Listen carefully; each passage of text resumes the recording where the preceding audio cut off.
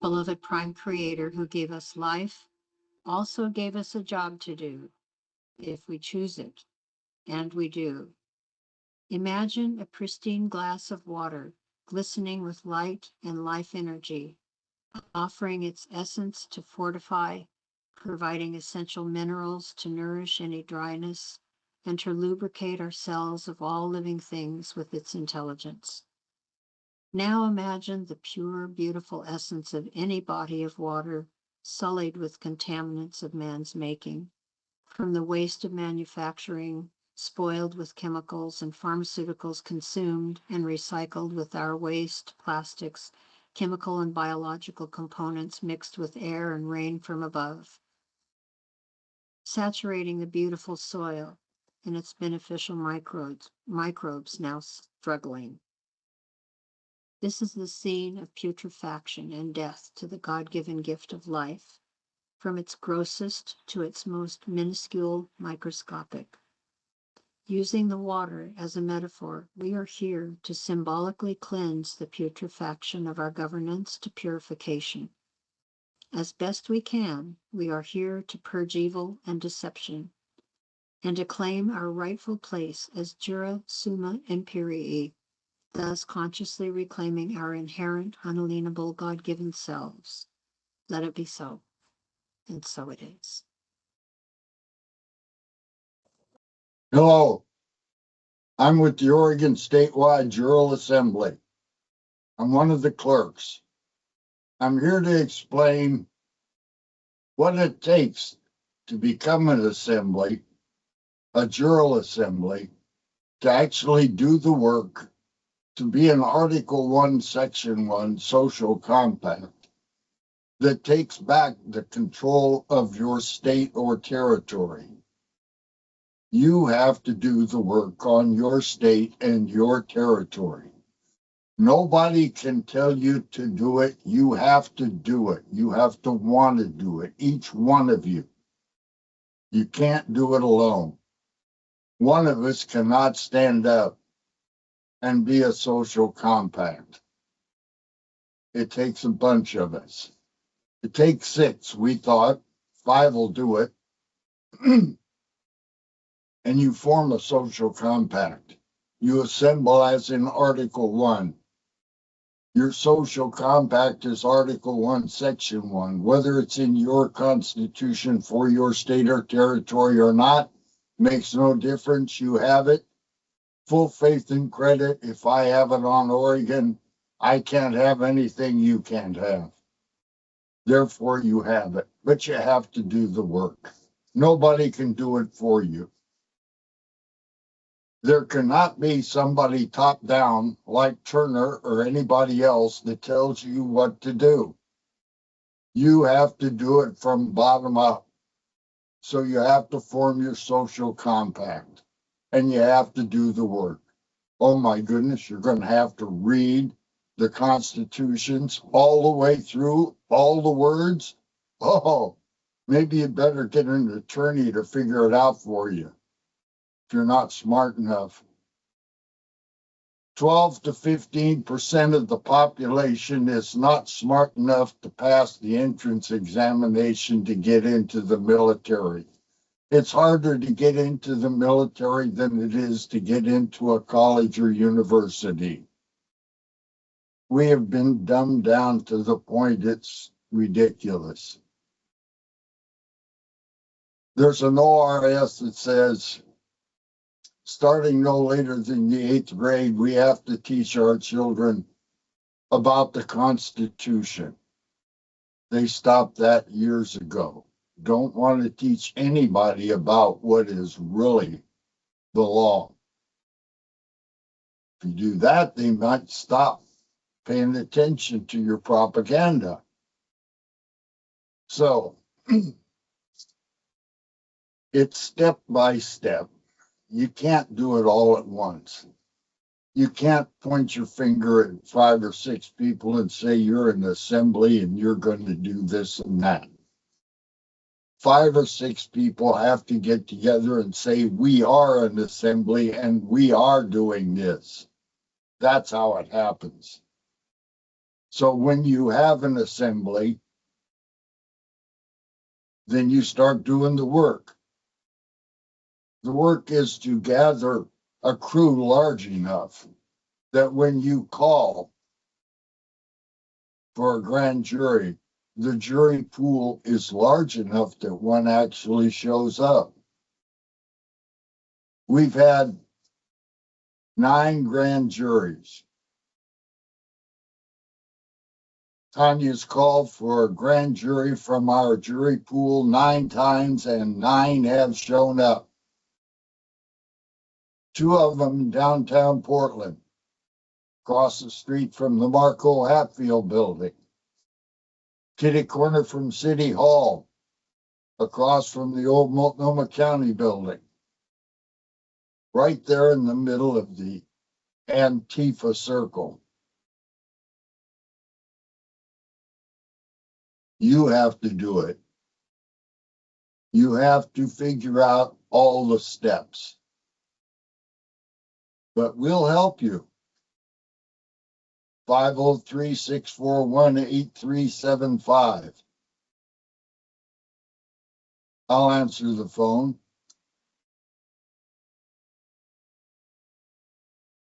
We have a brick and mortar, although it's mostly wood, office now in Beaverton.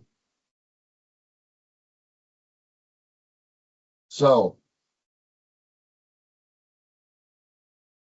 they want to have a new de facto form of government. That's what's coming at us. The de facto is there. Page 416 and Bouvier's, no, 416 and in Black's law defines de facto. It's there, it's real. You can't ignore it. It's illegal or illegitimate. On Oregon, it's been illegal or illegitimate since November 8th, 1910. 115 years of color of law. And every cop, every sheriff, the National Guard, all the district attorneys, and those in the office of the Attorney General, those in the office of the Secretary of State, all 36 sheriffs, they're all members of it. They're all part of the de facto. They've had 115 years of developing this the way they want it, which is illegal and illegitimate. And they have it. And we're taking it back. Now, how are you going to enforce our Article 1, Section 1? Well, you have to have legitimate sheriffs. We have 36, not one of them's legitimate. You can read the ORS, the Oregon Revised Statutes 206, says exactly how you make a sheriff. And when you get all done making a sheriff, you should be able to look at the end result, and the end result should be correct. You have a lawful sheriff. We have 36 unlawful sheriffs. Not one of them can meet the requirements of the office. So we can't use those people. They're persons. They're corrupted. They have to take a proper oath. So how do you get a proper oath? The Marine Corps has 2 of them, one enlisted and one for officer. They have one written in the Constitution for the president to take. But we know that they must hold the laws of nature and nature's God. That comes to us from the unanimous declaration of the 13 United States of America. That's where it comes from. They got it from the indigenous Indians in the Northeast. They figured out that we could be juris summa imperii. We can be our own master. We don't need a king. All we need is the confidence and knowledge and the intelligence, the perseverance to actually do the work. They're your rights as long as you know what they are and you protect them. There are persons out there that will take your rights away from you. They're in the process right now of turning this de facto color of law incorporated governance that we have all over the 33 states and 17 territories. That whole thing is just going crazy. Nothing's legitimate. There's nothing real. It's been a benevolent form of martial law since March 1861. When Lee and Grant signed the armistice, that's when martial law really took over everywhere. Oregon was a state, but they capitulated to the feds out of Washington District of Columbia, and they all got together and they formed a new corporation to deceive us, and they did. They did an excellent job of it. They're smart people. They've been ruling the world for a really long time. They did not like what we had, so they took it away. But he who can be deceived, let him. When you're no longer deceived, then what? What do you do then? You stand up for yourself. The first few that stand up usually get knocked down. I did. Most of those I know got knocked down. If you don't do it right, they're going to do everything they can to punish you for being such a smart aleck that you think you're juris summa imperii. You're actually a sovereign man or woman with our kids on the land and soil. So on Oregon, November 2022, we finished all the paperwork. We had removed the executive from office. That's a good way to say it. Grand jury, true bill, verdict from an Article 3, Amendment 7, Article 7, Supreme Court, one Supreme Court on the land and soil. Yeah, we have that and we did that. Then the legislature on Oregon held session 89 out of 90, January 21st, 2021. And they broke their oath. They have no honor. They cannot hold a position of trust, but they persist. The people on Oregon are mostly persons. The majority of the blue cities can carry what they want have done. It's not legitimate. It's what we have. We have to take it back. They're not going to give it. The military out of Washington District of Columbia has been in charge. They work closely with the Bar Association and the jury the judiciary. They work closely with the Republican and Democrat parties. They're left and right wings of the same bird. Those are the people that should not be. People like Smedley Butler don't come along often enough. And those that are in charge, they don't want to see anybody like that come along.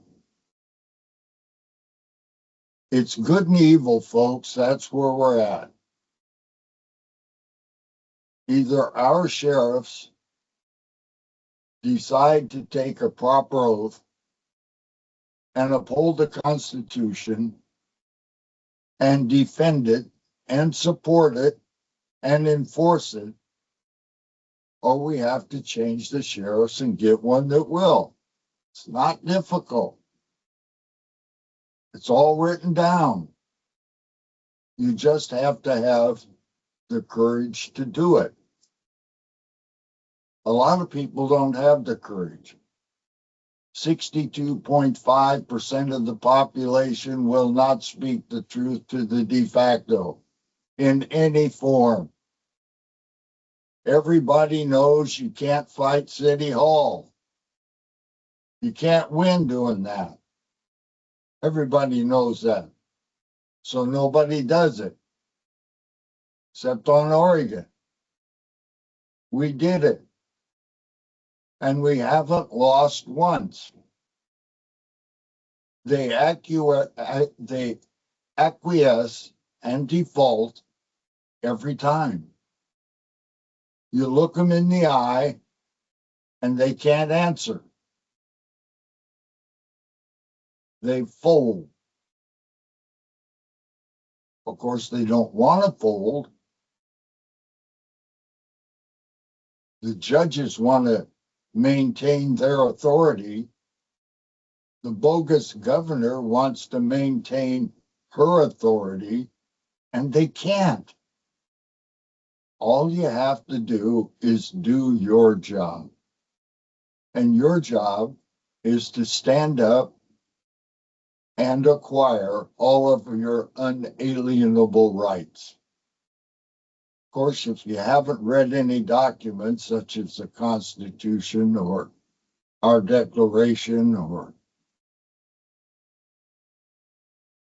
the Confederation and Perpetual Union's articles, if you don't know, you're ignorant. That can be cured. Stupid doesn't have a cure. But ignorant we can cure. So on Oregon, which is the state we're doing, if you hear this, contact us, www.orsja.org. If you're on any one of the other 32 states without an Article 1, Section 1 social compact and play and pretend with your friends that you're going to get something done, you have to do the work. And it's all written down. And if you don't do it, it doesn't happen. If you don't stand up, there's a hole where you should have been when you stood up. And it only takes 5 or 6 to start a social compact. Then we started gathering people. We gathered people all the way up to 45 before we had our first grand jury. When we called our jury pool of 45 for our first grand jury, we didn't know what was going to happen, but it happened. And we had a legitimate grand jury, not some play pretend that other people are doing that doesn't work. We didn't train people for months and years on how to do it. We did it. All power is inherent in the people. Nobody from someplace else tells you what to do. You have to know what to do. If you don't, you learn. You remove the ignorance. You find people that know. How'd you find that out? Well, I read it over here. And what did it say? It said, read over there. And I did. And it's all clear. We have to do it. Nobody's going to do it for us. Nobody's going to be able to call us together from someplace else and say, okay, all of us get together and we're going to do it. No. You have to do your state, and then your state has to take it to the other states until you have a sufficient quorum to reconstitute our constitutional Republican form of government, Article 4, Section 4. It's the only way. We have failed over and over again because we did it the wrong way. Top down doesn't work. Bottom up is what works. You have to do it yourself. Nobody can do it for you. And we can't do it alone. Oregon has done Oregon. We're here. We are the provisional common law government on Oregon. They know where we are. We go and visit them in their offices, in their buildings. We provide them with documentation of what is required. And we have no rebuttals. They acquiesce. We look them right in the eye and they fold. Of course, if you go to their court, they'll kick you out. If you cross the bar, they'll convict you. So, do your best to do your duty to God and your country. And you have to do it for yourself first. I yield. My name is Gary Dean of the Family Derby. We are asking, where are our sheriffs? For the last several months, we have posted and made available what we worked on as a proper oath for the persons in our government. Sheriffs are our first effort at our insisting on a proper oath. For it is the sheriffs who are here in their county position to protect and defend the people. Protect from what, you may say? From ticketing or sending people to the illegitimate amended Article 7 courts that should not be. From governance overreach and taxation, that they should assist seniors in the prevention of their eviction from their loss of equity, their forever home, and all that they possess. Our Article 3, Amendment 7 Civilian Common Law Court of Record has made numerous visits and relentless communications to our county sheriffs on Oregon to offer a remedy from victimization of the people. How? You might ask. It's like a shift in the mind. It is the recognition of one's allegiance to life and that which is God-given, rather than criminalizing living God-made beings for a dead corporate entity. Our sheriffs are our first protection against governance overreach. The significance of elected government officials taking a proper oath to the original jurisdiction Constitution, SIRA 1859, is a tremendous recognition. The oath then, is a promise to our God self, to our Creator, God, and to people, not persons. Such a dejuration, taking a solemn oath, is needed for there to be remedy in our authoritative system of governance. Once a sheriff can make the shift, they can see themselves among the people rather than among the corporate entity meant to enforce our compliance to the bidding of the state. This cognition promises to be a release of tension, greater freedom, and cooperation. Let it be so.